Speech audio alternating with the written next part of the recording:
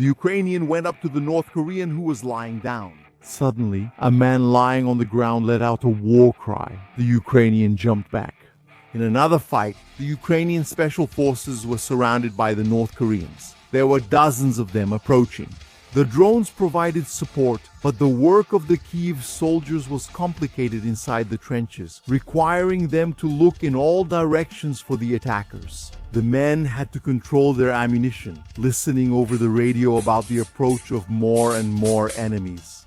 Kyiv's special forces began clashes with the mission to capture one of the North Koreans alive. The border between Russia and Ukraine was bathed in blood.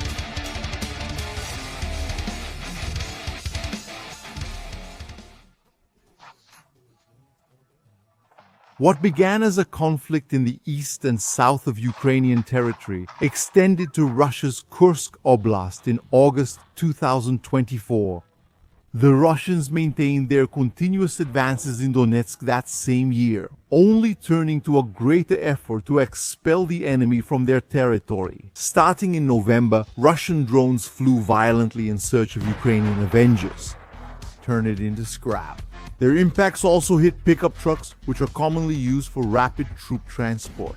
These flights stood out for inhibiting the movement of enemy troops during the Russian offensive to retake the lost territory in the oblast. The kamikazes knocked on the doors of Ukrainian shelters during the winter, spreading heat and death. As they paved the way for the Russians to reclaim more of their territory, what happened? K-52 helicopters, one of the most acclaimed weapons by the Russians in the war, flew over the forests where the Ukrainians were hiding. The rockets they launched exploded among the trees. The Ukrainians tried to use their armored vehicles to advance. The Russians realized the risk. They directed the explosions to stop at troop transport tanks, even ending some of the offensives the Ukrainians had prepared to try to stop the Russian advances.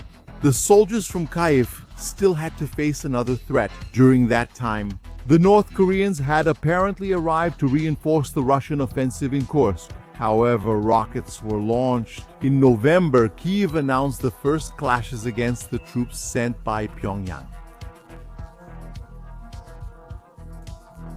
The fire vassals were gone. The first came from the diary of a dead North Korean sergeant. Even so, there was discussion about the truthfulness of what was shown, with silence from Moscow. Ukrainian special forces went into combat to gather more information about these men, even trying to capture some of them alive. They discovered many important characteristics about these troops during the process. The large columns of North Koreans persisted in their grim advance across the fields of Kursk. Along with the Russian attacks, they pressured the Ukrainians and received the drones as a reward. Their ranks suffered from the impacts. The footage showed how hard it was to escape. The Ukrainian pilots simply chose their targets among the many who struggled to march through the snow. Some were in the trees when the explosions hit them. There was no time to rest when the kamikazes began to select their victims. They searched until they left dozens of bodies and wounded lying around. It was hard to have to carry the fallen, but some of them tried. The Ukrainian special forces were ordered to stop the advance of yet another one of these waves. These large groups were often broken up around the world. Even the high discipline gave way when the explosions started. In the midst of so many soldiers, scenes like these left the Ukrainians impressed. There were too many soldiers, often crowded together in that war, dominated by drones watching the skies. Even after so many setbacks, images of the North Koreans following this pattern kept repeating. The strict discipline and adherence to their tactics, which were poorly adapted to that war, were successful. Special Forces soldiers saw the explosions. The heat signatures faded away. As the Ukrainians approached cautiously, they found many bodies, most of them already without any spark of life. They began to examine the bodies when one of the men warned that there was still someone alive. He tried to approach the North Korean but heard him shout something. The soldier jumped back, shooting at the man. The North Korean blew himself up, eliminating any chance of being taken prisoner. 17 bodies were found that day, and the mission to find a living North Korean failed. The 22nd Mechanized Brigade had to fight against these waves, having the same record of North Korean tactics. The Ukrainians were already used to the Russians wearing down their defenses with successive attacks. But it was still a surprise to see so many men being attacked in the open field by drones. The vegetation barely helped. The trees, scrawny and weakened by winter, didn't provide any cover from the cameras. Nothing could be used as protection from the impacts. All that was left was to run, hoping to avoid the explosion and the shrapnel. The 95th Brigade took even more footage of one of these attacks, putting the number 200 to illustrate the result. Their operators used up the kamikazes trying to stop another wave. The explosions happened over men who were frightened by the number of drones. That was a frequent complaint from the Russians. The Ukrainians made up for the shortage of artillery, which was plentiful on Moscow's side, with their little aerial demons. In this way, the number 200 appeared on the screen, illustrating the Russian jargon for the military cargo referring to the coffins of those who died in the war. The number 200 became synonymous with those killed in combat, while the number 300 represented the wounded. There were others, like 100 for ammunition cargo and 800 when the cargo was weapons of mass destruction. The Special Forces of the 6th Special Purpose Regiment had another mission against the North Koreans. Cluster munitions rained death on the troops in the middle of a forest. The soldiers surrounded the survivors, firing from protected vehicles, while their targets had only the forest or their foxholes to hide in. The Ukrainians disembarked to close the encirclement around the North Koreans. Their rifles were aimed at the forest, and the heat of enemy bodies stood out in their sights. The well-camouflaged shooters began their firing. The projectiles took down more North Koreans, piercing through unsuspecting bodies that were still trying to help the wounded from the first attacks. Their cautious steps and raised rifles led them to where the enemies were gathered. They saw only bodies after the attacks. The Ukrainians searched the houses, pointing their rifles at any place where one of the adversaries could be hiding. The survivors and wounded fled, making it possible for the special forces to collect information from those who had been killed. They found the bodies of Russian Marines from the 155th Brigade, some near the BTR-82A, which had brought the North Korean fighters there.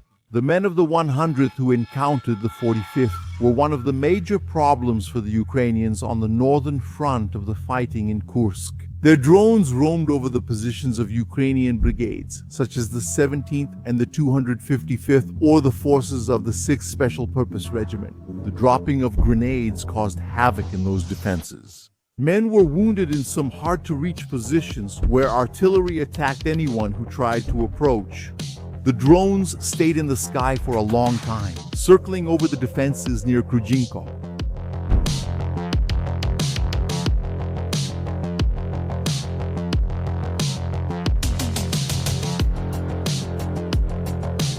Their kamikaze drones also had violent encounters with Ukrainian armored vehicles, eventually disabling some of them. The explosions of the Ukrainian tanks showed how complicated the battles were. The spy drones guided the artillery to put even more pressure on the trenches. That had become one of the main points where Russian forces were advancing on the areas controlled by the Ukrainians in Kursk. The approach of the 155th Marines made Kiev's special troops react. The Ukrainian special forces approached the Russian position. The 155th Marines did not notice the advance line of Kiev's men. The first attacks were not carried out with rifles, but with grenades dropped from drones. The Russians tried to escape the ambush, but the Ukrainians had already set up an encirclement.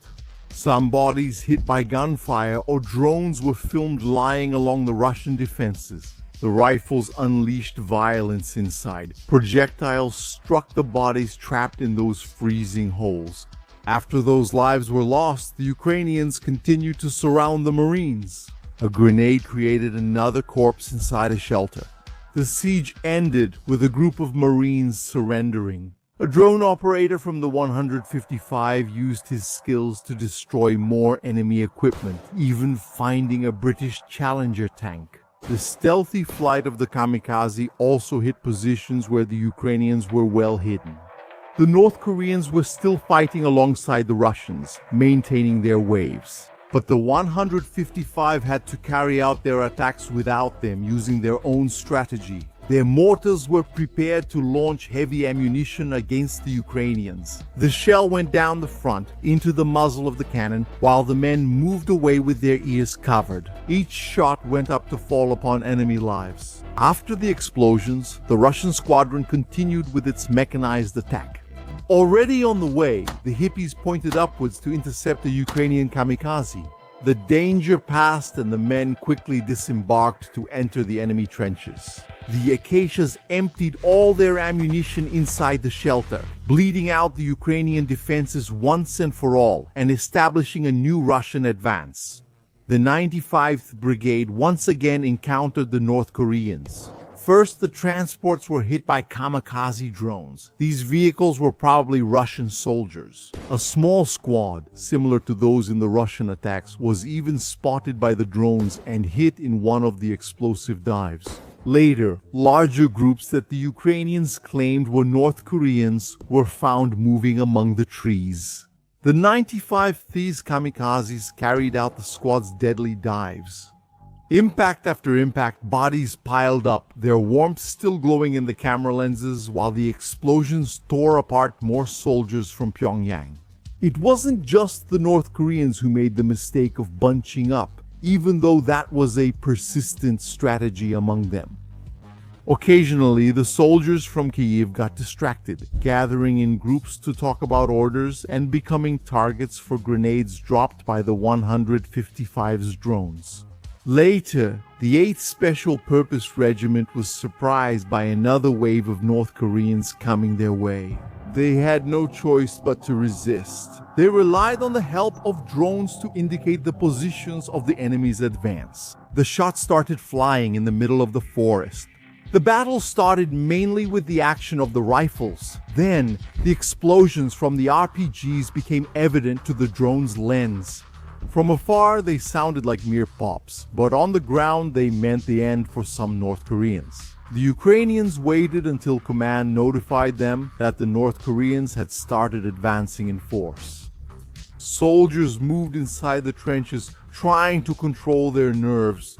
There were dozens of enemies against just one squad. They were coming along the tree line and from the corner. The rifles searched for targets among the dry trees and fallen branches. More explosions erupted among the North Koreans. Their large squad took casualties, but that didn't lessen the tenacity of their advance. They tried to be patient even with the threat of drones above them. The rifle shots began. The glow of the enemy's bodies made them stand out clearly near the trees. The first bullet sank into the North Korean's body. He disappeared from sight. The drone filmed him lying next to another wounded comrade. They groaned in the snow while the others tried to move on. The Ukrainian gunfire continued. Rifles and machine guns sent rounds flying through the branches. Some of the North Koreans managed to avoid death by crouching behind the bodies. They fired at the Kyiv soldiers whenever they had the chance. The Special Forces soldiers crouched in the trench to escape so much gunfire, but they couldn't stay down. Or they would be consumed by the fire. The grenades exploded in the middle of the brush. The Ukrainians saw the enemies getting closer and closer and more of them arriving. All movement became a target for the Sparos. Letting the North Koreans have fire superiority would be their end. The rifles worked hard against whoever came. The drone tried to confirm the fallen enemies, encouraging the soldiers on the ground. The attack could target either side. The Grand Squad wanted to surround them. With watchful eyes, they aimed their rifles to shoot. It was the North Koreans' turn to approach, thinking about how they would continue the attack. There was too much open ground for them to march under machine gun fire. Some pauses were tense. With the Ukrainians' eyes searching for new targets, any movement spotted was greeted with a heavy dose of gunfire. And one of the North Koreans managed to get so close that just a few shots were enough to execute him. The Ukrainians held their position, their shoulders tense, their eyes searching for the enemy. The ammunition was rationed to keep up the fight, which had already been going on for hours. Support was called for, but the defense had to continue. Smoke rose among the trees from new explosions, followed by a longer pause. The Ukrainians walked up to the enemy's corpse, who managed to get closer. They lifted the man's head to confirm that they were being attacked by North Koreans. The pause probably happened so the adversaries could try to reorganize after so many casualties. They came back under a rain of Ukrainian projectiles. They were getting closer and closer. The defenders' ammunition started to run out in the face of so many enemies. The indicated targets were shot at again. Corpses were left in the snow in the path of the men who still had to advance. But they didn't stop. Grenades exploded in front of them, obscuring the view a little. However, without stopping the shots against the defenders, a new silence from the rifles. The hot metal slowly cooled in the Kursk winter, resting for new shots. The support finally arrived, bringing a sense of relief to the Ukrainians. They took a deep breath to stay focused. There were still explosions in the forest. The command ordered them to leave. When most of the ammunition had already been spent, the Rambis stopped, activating the heavy machine guns. To suppress the North Koreans, the operators of the 8th Regiment were successfully exfiltrated. With the luck that the Russians didn't have drones or artillery to hit them on the way back. Apparently, the North Korean squad only had themselves during that attack. Relying on their large numbers to wear down the defensive position, the North Koreans in those captured positions would soon be replaced by the Russians. When the Ukrainian special forces learned of their location, they made plans to attack another one of these positions, opening up the possibility of capture. Drones were a practical tool used against them. They waited for the North Koreans to gather, perhaps preparing for the next march or for a head count. The grenade exploded in the middle of the line, knocking many of them down. The soldiers from Pyongyang scattered into the woods. Those who were still together were hit by explosives. The survivors had to endure new grenade attacks along their escape routes. The special forces from the 73rd Special Operations Center showed up to eliminate what was left of the resistance. Afterwards, they collected DNA samples, documents, and other identification from the bodies they found. A wounded North Korean was still captured. It was difficult for the men to communicate with him. The special forces learned simple phrases like surrender and you are wounded, but they couldn't understand the answers. He didn't want to be disarmed and still had a grenade, which increased the risk and made the Ukrainian rifles ready to neutralize the threat. But the explosion didn't come. Based on what the North Korean had in his hands, the Russians started to bombard them. The exfiltration had to be quick. They took a wounded man to be treated and interrogated. Altogether, the Ukrainians claimed to have captured 2 North Korean soldiers, one of them by the 95th Brigade. According to the brigade's soldiers, they found him wounded and abandoned in a trench after a failed Russian attack. Data from Ukrainian sources claimed casualties of up to 4,000 of these troops, with the number of dead varying according to estimates between 300 and 1,000. Obviously, all of this comes from only one side of this battle. Therefore, if even the presence of soldiers from North Korea in Kursk can be questioned, this number of casualties should also be viewed with caution. Both captured soldiers were wounded and required medical detention. During interrogation, one of them even said that he went there to train, not to fight. The Ukrainian intelligence service reported that the prisoners did not speak Ukrainian, English, or Russian. Therefore, communication with them was carried out through Korean interpreters in collaboration with the National Intelligence Service of South Korea. The North Korean prisoners of war reported that they were told they would be sent to Russia for military training. They also stated that they had received fake Russian military identities, more specifically from the Republic of Tuva, where there are ethnic groups with a phenotype similar to that of North Koreans. One of the captured soldiers revealed that he was part of a reconnaissance unit. Although some North Korean soldiers have been trained to operate Russian military equipment, he did not receive that kind of training. The same soldier reported that he was transported to Russia on a cargo ship, along with about 100 other soldiers. After that, they were taken to their final destination by train. He explained that he was born in 1999, was drafted into the army at 17, and had been in service ever since. The soldier also reinforced the statement from a previous video stating that he didn't know he would be sent to Russia to fight against Ukrainian forces. The intelligence service reported that the other prisoner said he was born in 2005 and that he was serving in the army, the North Korean, since 2021. At least one of the soldiers stated that he would like to be sent back to North Korea. After that, the Ukrainian President Zelensky declared that he was willing to exchange them for captured Ukrainians, but he did not receive a response from Moscow or Pyongyang.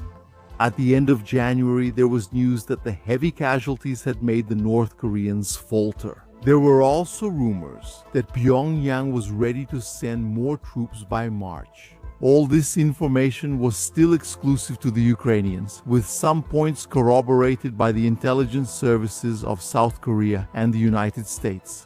Russia and North Korea remained silent on this matter until January 2025. But if everything the Ukrainians said was true, Pyongyang was sending troops to gain experience in modern warfare, at the cost of much blood. The conflict in Ukraine has reshaped warfare around the world and has turned both the Russians and the Ukrainians into a different kind of army. Anyone who didn't learn from this would not be prepared for the worst hostilities that could still come. It was up to the leaders to decide how and at what cost to make their subordinates learn from the constant and ingenious human ability to create new methods of killing each other.